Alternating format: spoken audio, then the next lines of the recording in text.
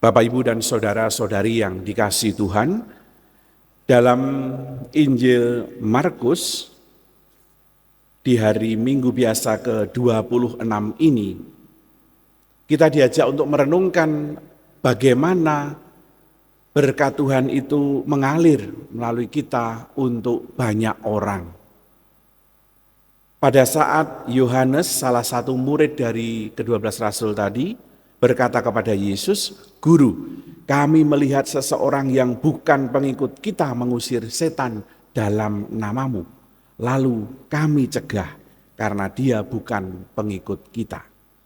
Tetapi Yesus berkata, "Jangan kamu cegah dia, sebab tidak seorang pun yang mengadakan mujizat dalam namaku, seketika itu juga mengumpat aku." Saudara-saudari yang terkasih, memang kecenderungan manusia salah satunya adalah suka mengkotak-kotakkan, ya, mengelompok-kelompokkan. Ini golongan saya, itu bukan golongan saya. Ini seagama dengan saya, seiman dengan saya, yang itu tidak. Yang ini sesuku dengan saya, yang itu bukan. Yang ini sederajat dengan saya, soal status ekonomi mungkin, yang lain itu tidak. Sehingga muncul kelompok-kelompok, memunculkan grup-grup yang isinya itu seringkali hanya berdasarkan keseragaman.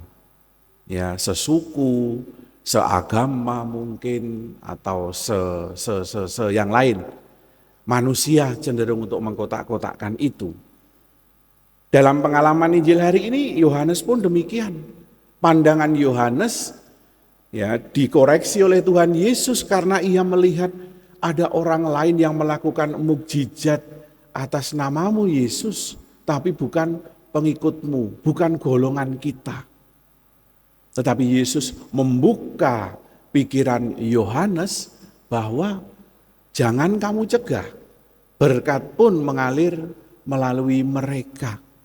Artinya apa? Tuhan Yesus ingin menunjukkan bahwa gereja menjadi sumber berkat bagi banyak orang. Penyalur berkat bagi banyak orang tanpa terkecuali. Pedomannya yaitu satu, bertujuan baik.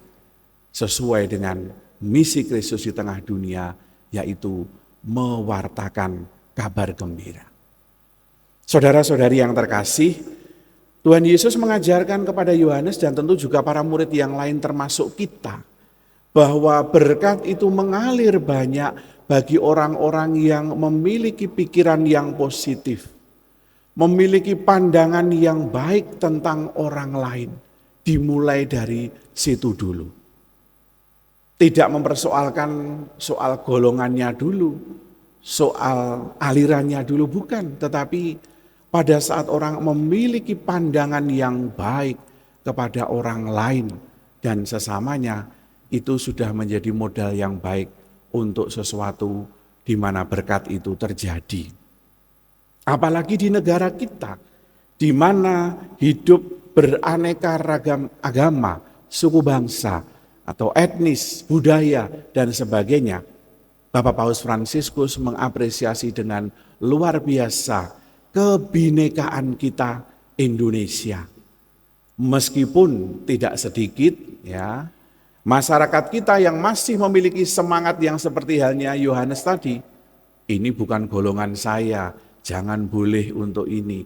Ini bukan golongan saya, maka kita harus hindari dan sebagainya. Hal-hal yang demikian masih ada. Tetapi kebinekaan yang di Indonesia ini sungguh-sungguh sudah terpelihara dengan baik juga pada saat banyak agama, banyak suku bangsa, banyak budaya bisa hidup berdampingan. Disinilah kemudian gereja dipanggil untuk memiliki pandangan yang baik, pandangan yang jernih, berpikir positif kepada mereka, realitas itu. Tuhan Yesus tadi juga mengatakan kalau kita mendengar itu mengerikan. Kata-kata Yesus kepada para muridnya, ya, jika tanganmu menyebabkan engkau berbuat dosa, penggalah.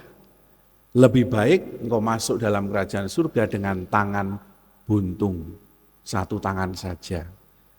Ya. Kalau kakimu menyebabkan kau berbuat dosa, potonglah kakimu. Lebih baik engkau masuk dalam kerajaan surga dalam kondisi timpang, tanpa kaki satu, daripada dua kaki tapi jatuh dalam neraka. Bahkan tadi digambarkan juga apabila matamu membuat engkau cenderung berbuat dosa, cungkilah ya, daripada engkau memiliki dua mata tapi jatuh ke dalam neraka. Saudara-saudari yang terkasih, kira-kira berbicara apa sabda ini bagi kita?